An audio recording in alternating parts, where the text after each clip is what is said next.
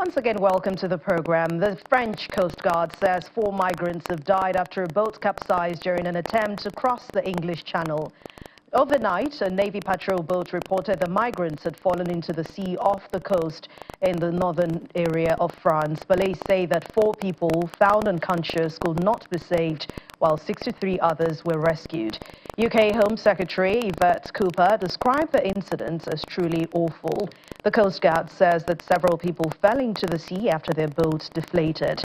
14 people were rescued by a fishing vessel and 49 others by the French Navy ship. A good time to check on weather events, but this time in Nepal, where scores of people have been missing after a landslide swept 2 buses into a swollen and murky river. Scores of military and police personnel have been mobilized to carry out the search, but they are still looking for at least 62 persons. Rescuers have also been deployed and bulldozers have been taken to that place to remove debris from the site of the landslide. At least 3 passengers survived with minor injuries by jumping off the buses before the mass of rocks and the mud came down the slopes. Landslides and floods triggered by torrential monsoon rains have killed at least 91 people in Nepal since the middle of June. Prime Minister Pushpa Dahal has expressed sadness over this incident on social media, instructing the government agencies conduct effective search and rescue operations there. Meanwhile, in Japan, several flooding have been reported in residential neighborhoods following heavy rains west of the country. Authorities in Matsuyama, which is the capital of Ehime Prefecture, said the landslide today buried a residence and that 3 people were still missing, according to the local media. Multiple gas leaks have also been reported in the area. Officials were said to be investigating these leaks. Japan's weather agency has warned of heavy rains in the country's west and even cautioned people to be high on alert for landslides and flooding.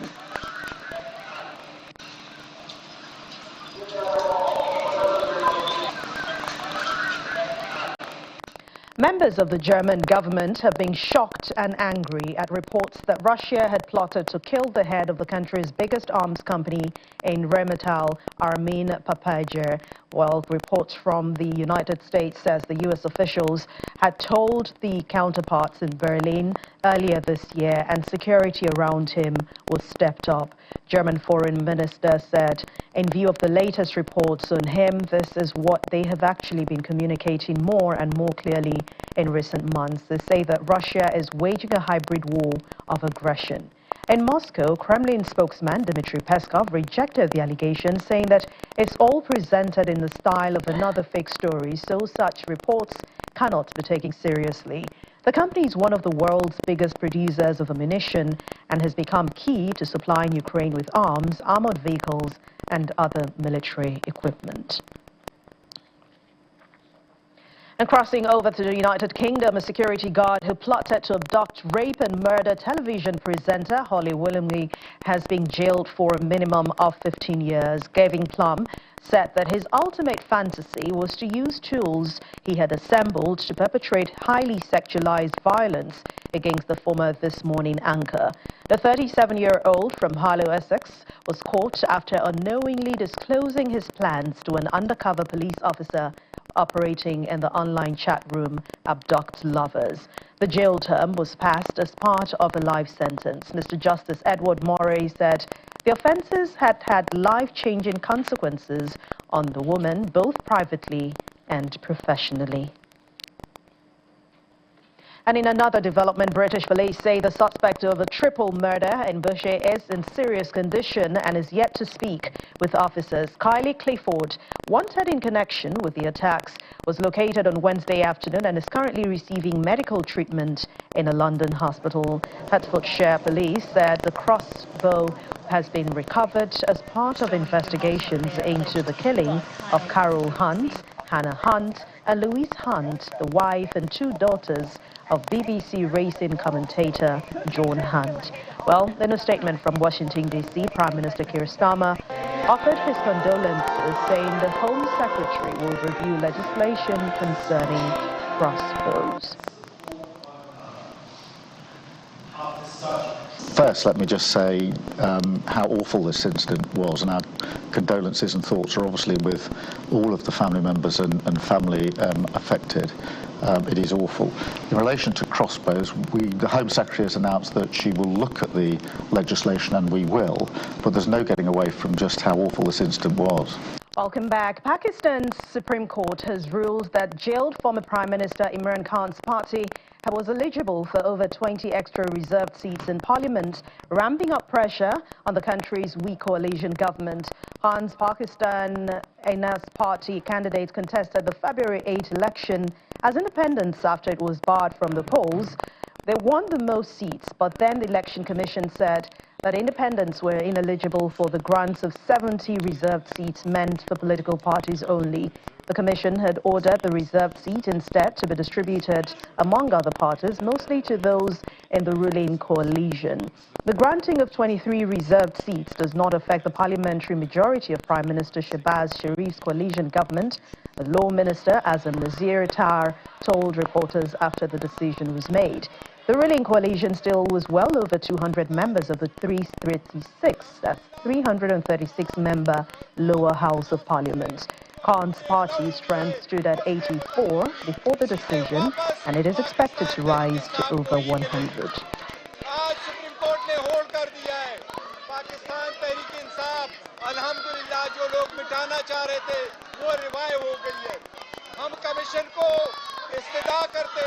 Commission से मुतालबा करते फौरन कि supreme court के इन अहकामात पे फौरन अमल दरामद किया जाए।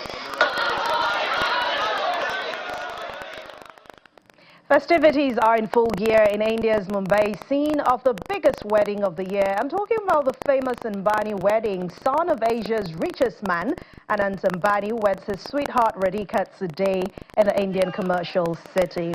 But international celebrities and dignitaries began arriving on Thursday ahead of today's wedding. The list of celebrities include Kim and Khloe Kardashian, as well as actress Priyanka Chopra, and of course her husband Nick Jonas. But dignitaries include former UK Prime Minister Tony Blair, Samsung Electronics Executive Chairman J.Y. Lee, and Indian cricket legend Sachin Tendulkar. The wedding is a culmination of a month-long celebration. It will feature special acts from singer Justin Bieber, who was paid $10 million to perform. Even Nigerian Afrobeat star Rema will be performing at that wedding. According to the Henderson Times, Rema charged $3 million to perform his global song Calm Down at that event.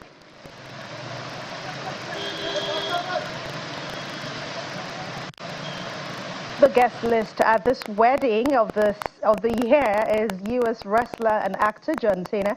Rema already arrived on Thursday. As we told you earlier, he'll be performing at that event. The founder and the chairman of Bharti Enterprises, Sunil Bharti Mittal, and the former chief minister of India's Eastern Bihar state, Lalu Prasad Yadav, also arrived in Mumbai on Friday, just hours before the wedding ceremony. The four-day extravaganza will see Anand, the youngest son of Asia's richest person, marry his longtime girlfriend, Radhika Merchant, and that will happen today.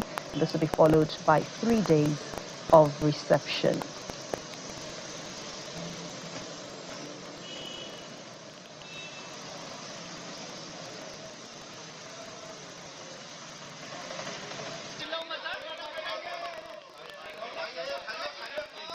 Well, as you see there, the wedding is in full gear in India. We'll be bringing you details as we receive them. Guests have already been arriving, gaily dressed. Some of the notable faces seen on the red carpet today are Bollywood favorite Shah Rukh Khan, Priyanka Chopra as well. Some of the favorites we all watched then growing up, Salman Khan and Jaya Bachchan. And of course, all the other invited guests are at that wedding.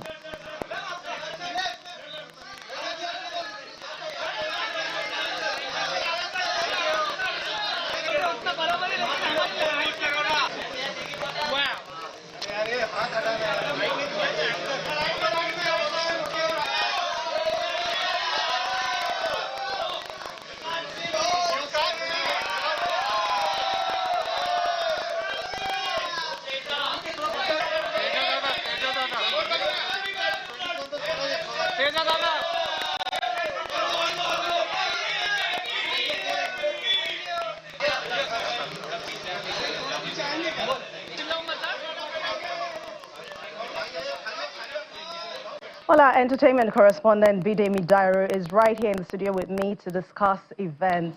Hello, Bidemi. Hi. I'm surprised. Did you get an invitation to this big wedding? What are you doing here? I'm a little disappointed now. It appears my invitation got lost in the mail. All right, but it's the wedding of the year, no doubt. It's a place where everybody is at. You read out some of the names of the guests that have already arrived, from politicians to entertainers to socialites to businessmen. You know, these are it's a place where everybody wants to be. So I think after the news we should head in that direction. And the private jet is waiting outside. But I mean, absolutely. We've seen a lot of people, celebrities invited, apart from the well-known faces which we've seen on the screen. Who else has been invited? Yeah, your guess is as good as mine. You know, all the big names. He's a businessman, so he must have interacted with a lot of people. Will have a lot of friends. Will have a lot of associates across the world that he would want to bring. Tony Blair, you know. So yeah, the Kim Kardashian, celebrities, international celebrities, and everybody. So yeah, more people will get to see as they arrive. The star now, Rema, has been invited to perform there. I mean, for anyone, I think this will be some sort of positive thing for his career. What do you think? So let's get this very straight. Rema is a mini god in India. Oh, wow. In 2023, he virtually locked down that country. He had 3 city tour in 2023. He did Mumbai, did Delhi, and he did another city. And his first touchdown at Mumbai, he locked down the airport. They had people waiting at the airport for him, taking pictures, and he was even for himself. He was miffed. He was shocked to see. What song did they connect to? It's Calm Down with Selena Gomez. Yeah. You saw that viral video as well of him performing that song in Delhi, where 50,000 capacity stadium, where he said, "Baby, calm down, everybody, calm down." Calm down, you know. So it's no surprise.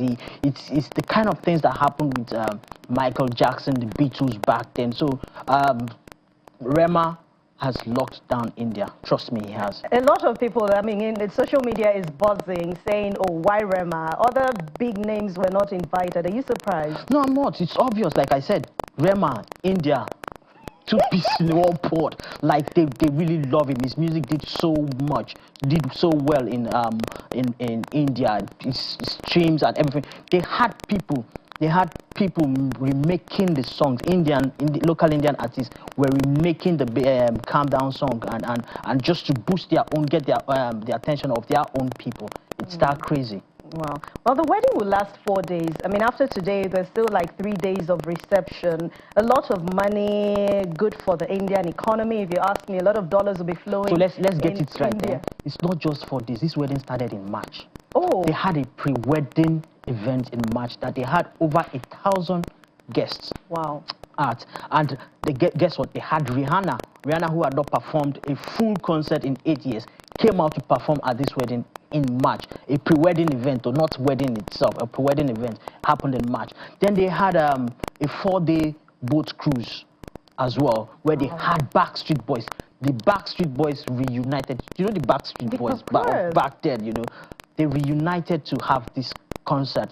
You imagine cruising on the Mediterranean, and you had the Backstreet Boys performing.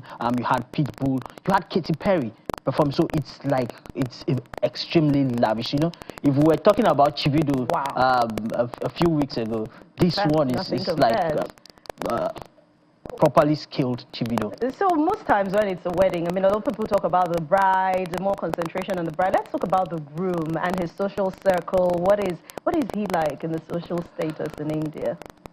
His dad is the richest man in Asia. So you could imagine that he's going to be a proper eligible bachelor, you know. So, of course, it's only people in his close circle who will be able to tell the kind of person he is. But, you know, the idea that, okay, the son of the richest person in Asia is getting married, you could just imagine how it's going to be talk of town. It's going to be a lot. People are going to be interested in that conversation. now a lot of people will be asking the Kardashians. I mean, they do not go for things like this. Most times, Kardashians are just in their space, just doing their own thing. They hardly ever go for weddings like this. Are they connected in some way with Kim and Khloe and all the Kardashian family? I know they are Armenians and not Indians. Yes, they are. They have Armenian roots. Yeah. Yeah. So with events like this, so it becomes also a show of social status. To say, oh, I was invited to that event. So because you look at the list of the list you just read now of people attending, people who are going to be there, and all of that. So you ask yourself, how come you don't have an invitation? If you are a celebrity and you're a socialite and you do not have an invitation, you're going to feel somehow. Yeah. So you need to go there and also up your own social currency to say, hey, yeah, I was invited, I got this, I got that. So yeah, I could see a lot of people moving out of their space, out of their comfort zone, to at least be able to say, oh yes, we got that invitation over there. And it speaks to one thing again. It speaks to the source of revenue for artists. So private parties, a lot of, especially for Nigerian artists where we don't have a lot of concerts, high-paying concerts and tours in the country, private parties are like a major source of revenue for the B-class, C-class artists. I remember in 2006, Jay-Z and Beyonce were in Nigeria for a private event. Mariah Carey was at a private event here in Lagos. Same with Tony Braxton. So it's not strange to have artists attend private events, private parties, and all of that. So it's going to open up Rema to another part of the industry, another part of the world where he can also make money. Yeah, so we talked earlier about upping the social status for some of these celebrities. I think it would also be an avenue for business people to meet, network, because, I mean, it's a business man, so he's a businessman. So you're right on the money on that.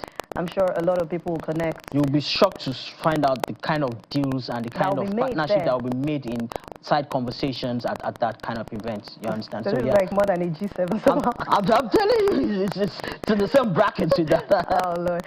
Thank you very much. We'll definitely be expecting a lot of feedback, especially from the reception. There's still 3 days, so it's just starting now. Absolutely. And we have our own fingers crossed on Entertainment News on Channels TV as well, to see how we're going to get cover as much as we can. At least starting from March when it started. Of course, we'll chronicle that story, exactly, so that people who had forgotten or people who missed the story would get to know about how all of that party. I can imagine it's going to be very colorful. Indians are known for great color. I'm telling you. Their fashion is also very good. Top notch. Thank you very much. Our entertainment correspondent, Bidemi Dairo, will be waiting to see that beautiful story from you. Thanks a lot. Absolutely. Thank you very much.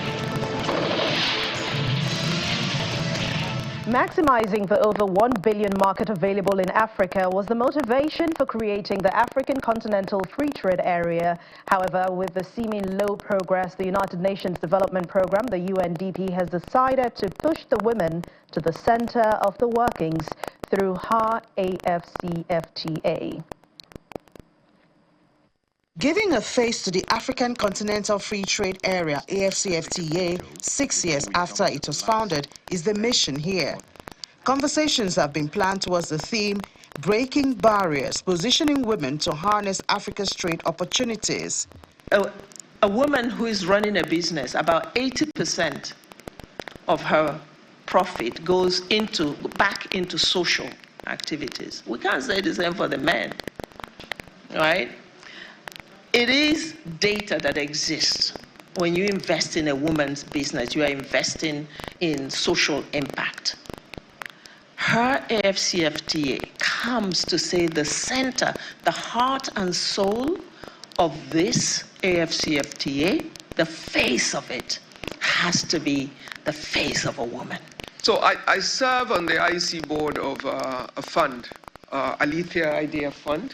A fireside chat with a 4-member panel, one of them, the Chief Executive Officer of the Chair Center Group, Ms. Ibukwa Woshika, takes the conversation further with a focus on maximizing AFCFTA, mobilizing private sector finance for women-led enterprises. If you go to even a country like UAE, it's an Arab world, and you're thinking men are very much more patriarchal than here. But if you buy a property in Dubai, and you say you buy it Mr. and Mrs., the title document comes as Mr. So, your husband, 50% categorically written, and Mrs. So, the wife, 50% categorically written. Interesting. Not Mr. and Mrs., because Mrs. can be any Mrs. But Mrs. first name, middle name, date of birth, and her shareholding is specific. So now that gives you a sense of ownership, that in the effect that you do need to work with those kind of titles, you do have access. The launch of her AFCFTA in collaboration with the Ministry of Industry, Trade and Investment, along with other participants in the trade and investment space in Nigeria, begins in practice by creating a platform for women to exhibit their work. Africa trades only 16.6% amongst itself. So trading is about jobs, it's about livelihoods, it's about revenue. And we feel very strongly that the role of women in the implementation of the Africa Continental Free Trade Area is great and it's very important, it's an imperative. While the focus here is women, organizers say the bigger picture is to increase intra-African trade to boost job opportunities and economic indices of countries on the continent.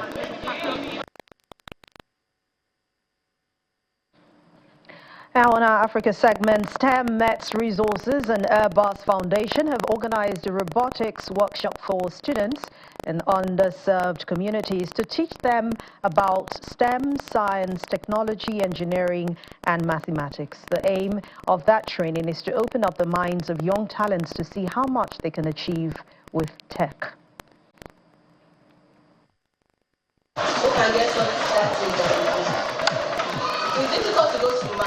To take on the jobs of tomorrow, students must become more than good test takers. They need to become makers who design, sketch, build and prototype. And their classrooms will need more than a chalkboard and a set of textbooks. Who can guess how long it takes to go to Mars from Earth? Yes? 3 days, okay?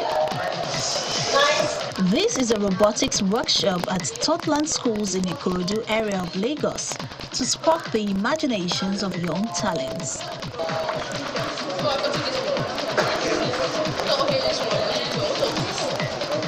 Organized by STEM Metz Resources in partnership with Airbus Foundation and Chessing Slums Africa, the workshop is designed to provide hands-on learning experiences in STEM fields, that is science, technology, engineering and mathematics. The workshop is about more than just building robots. They first begin by building the confidence of the students and opening their minds to the world of technology. After the little background, they engage them with the tools and guidance needed to bring their ideas to life.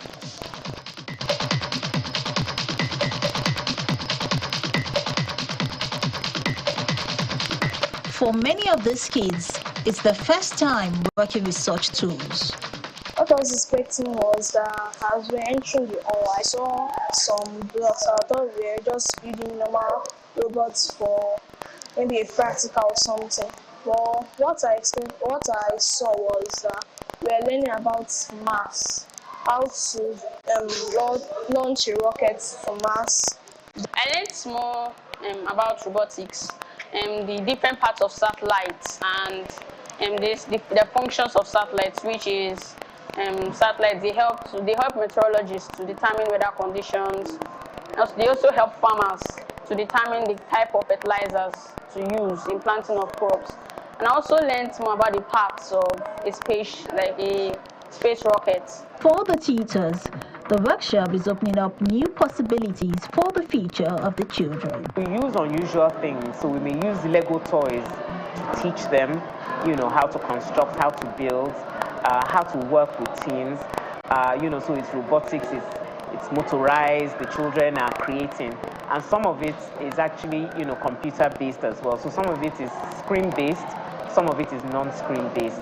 So you can see the excitement in the children's eyes because they are creating. When you're making something, or when you've been exposed to something and taught something and you can practicalize it right in front of you, I think that is, the number one biggest assessment that you can ask for, the participation and engagement, because that's really what education, is striving for. Engagement, they call it stickiness as well, an ability to retain and recall. The robotics workshop is just one of many planned for underserved communities around the country. Each stop on this journey is a step towards bridging the educational gap and ensuring that every child has the opportunity to dream big and achieve great things. Foremost business and financial newspaper Business Day has held its annual CEO Forum in Lagos with a theme Leadership in Tough Economic Times. The event had in attendance government officials, top business executives, foreign dignitaries, as well as key stakeholders in the corporate world as they gathered to examine the future of Africa's economic growth. It also featured several panel sessions and fireside chat with the Central Bank Governor, Mr. Olayemi Cardoso, where he addressed various questions about Nigeria's economy. Top chief executive officers and business leaders from around the world converge on Victoria Island, venue for the 15th edition of the Business Day CEO Forum, organized by the Business Day Media. One of the high points of the forum was the fireside chat between Nigeria's Central Bank Governor, Mr. Olayemi Cardoso, and the publisher of Business Day newspaper, Mr. Frank Aibogun. As a result, obviously, of the challenges that we have faced, one of the things we've done in the monetary side is we've said, look, diaspora remittances is very key. And we set up a committee. The last time I went to Washington for the World Bank meetings, I invited the IMTOs.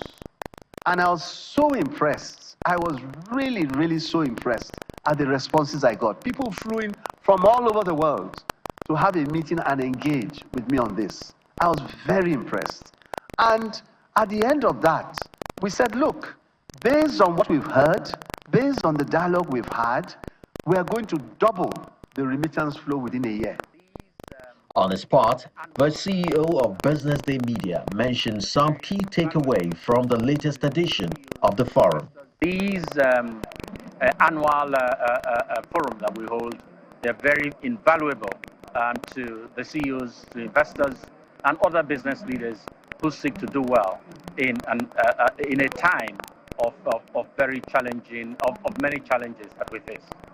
Since its inception in 2009, the Business Day CEO Forum has brought together over 2,000 of Nigeria's most influential CEOs to deliberate on the future of the private sector and is regarded as Nigeria's gold standard for lessons in financial leadership.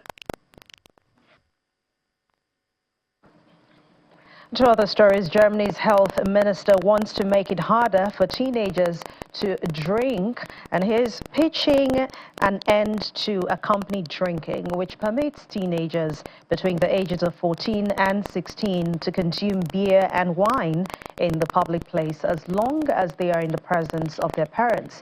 Germany has some of the most relaxed drinking age laws in the world.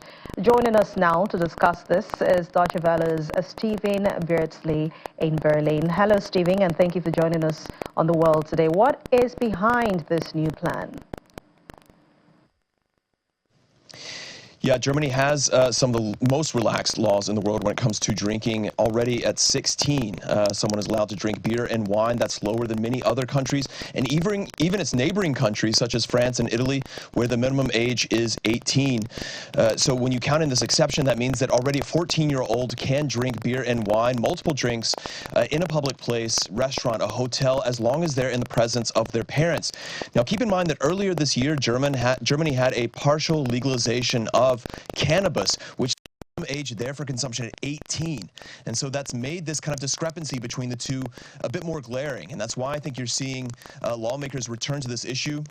We know that at the state level, they've been working at it for a while, and now at the federal level, they seem to be ready to go forward. The health minister, Karl Lauterbach, saying there's really no two opinions about this issue when it comes to the health of adolescents and the effect of alcohol, and that it doesn't make a difference whether they're in the presence of their parents or not when they're drinking. But to what extent is youth drinking a concern in Germany? Well, we know that in recent years, it's really been binge drinking that's been the concern here. We do see that every year there are thousands of young Germans between the ages of 10 and 19 that end up in the hospital because of alcohol. We also see that those numbers have really peaked in 2012, that they've been going down, and that really with the pandemic, they took a deep dive as many of the parties and festivals sort of went away during the restrictions. We see the same thing on the adult side. At the same time, we know that here in Germany, there is a higher consumption of alcohol in general than in many other parts of the world. But really what this is about, what's really changed in most recent years is this consensus from the health community about the harmful effects of alcohol on the adolescent brain. We know now that brains develop through the mid-20s. We know that we're seeing more studies that really say that it has a deleterious effect on adolescent brains. And we know that now the WHO is even saying that there is really no safe amount of alcohol at all to drink. Expected to oppose this new measure. Yeah, when this issue came up earlier this year, we saw that there actually was some opposition, and that was from the hotel and restaurant industry. A spokesman for one of the industry associations saying, look, a problem has been created here where there was no problem before. This law has been on the books, and this is a way of younger people to participate in family events such as weddings, receptions, things like that, where they might not be allowed to have a drink under other laws, but they are expected to participate, and that really it's about having a respectful relationship with alcohol and developing that respectful relationship instead of drinking secretly and alone, which would be far more dangerous.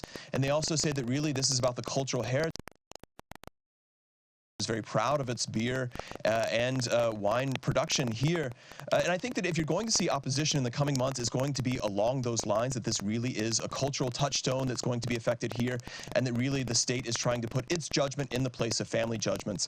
But I think, again, just given the mountain of medical evidence out there, given the fact that Germany is an outlier amongst its neighbors, and just given the consensus amongst state health officials here in Germany, including from Bavaria, the southern state where there are the most beer brewers, which is a very traditional beer-loving state. We see that there's also support for this measure, so I don't imagine anything happening that's going to get in the way. I do think that it will be raised up to 16. Thank you very much, Stephen. And to other stories, Prince Harry has been awarded the Pat Tillman Award for service at the SBS. And on the stage, Prince Harry also defended his receiving that award, saying that he was receiving it on behalf of the Invictus Games. Prince Harry was accompanied at the awards by his wife, Meghan, who's the Duchess of Sussex. And he left a legacy that endures today. Thank you, Elizabeth, Israel, and Kirsty. Stay here. You need to be with me. I'd like to begin by expressing my deepest gratitude to everyone at the Pat Tillman Foundation, led by Marie Tillman-Shenton, who I'm so honored is here tonight. I'd also like to acknowledge the Tillman family, especially Mrs. Mary Tillman, Pat's mother. Her advocacy for Pat's legacy is deeply personal and one that I respect. The bond between a mother and son is eternal and transcends even the greatest losses. The truth is, I stand here not as Prince Harry Pat Tillman Award recipient, but rather a voice on behalf of the Invictus Games Foundation and the thousands of veterans and service personnel from over 20 nations who have made the Invictus Games a reality. This award belongs to them, not to me. That said, it is of great importance to me to highlight these allies, athletes, and their amazing families for their achievements, their spirit, and their courage at every opportunity, especially on nights like this, in front of people like you. Moments like these help us reach those that need Invictus most and reduce more than 20 veterans a day taking their own lives in this country alone. For those who may not know, Invictus comes from Latin, meaning undefeated or unconquerable. Nelson Mandela credited the poem of the same name, written by the poet William Ernest Henley, for giving him the strength to endure nearly 30 years of imprisonment. Like that poem, The spirit of the Invictus Games transcends race, time, and borders. It is born from unity and exudes purpose. This year, we're celebrating 10 years of witnessing life-changing impact and healing through sport.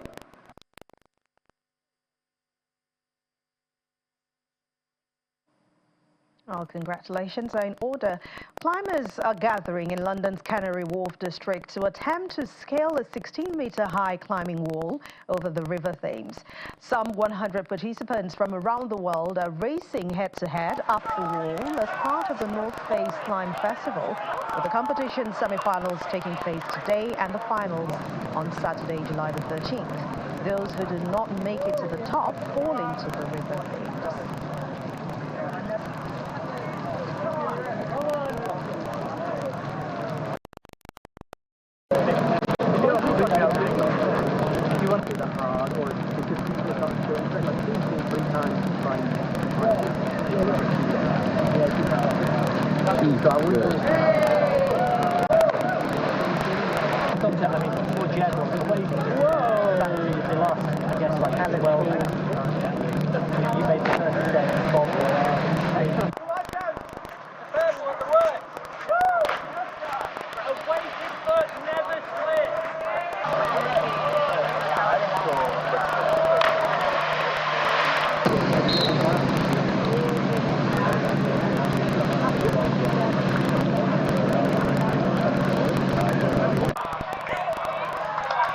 So the wall that we're actually climbing on today, it's not only a very high climbing wall, it is the highest climbing wall in London at the minute. Most of the other walls of this type you climb with a rope and quick draws which secure you in the case of a fall. But this one, we've only got the River Thames to catch you. So it's definitely a huge mental challenge for all the climbers here at this event. I think the biggest challenge for this event will be the fact that you're climbing above the Thames. You know, 16 meters is a long way as is, and then to do it above the water is it's going to really up that fear factor, and people will have to do their absolute best to climb as efficiently and as well as they can and not get too scared with all the space beneath them. You feel like peace initially, and then you look down and you're like terrified, and you're like, don't look down. It's like the worst thing you could do, but it's amazing. You feel good, you feel strong. You just feel buzzed afterwards, because the idea of falling is so scary, and then once you let go, all those thoughts disappear, you hit the water and actually you're fine. And yeah, then coming off, you're just buzzing, chatting to everyone. You can probably tell I'm still buzzed. Yeah. And with a burst of energy, we end the World Today for this week. Thank you so much for watching and being with us throughout the week. I'm Anne Nwawado. Have a wonderful weekend ahead.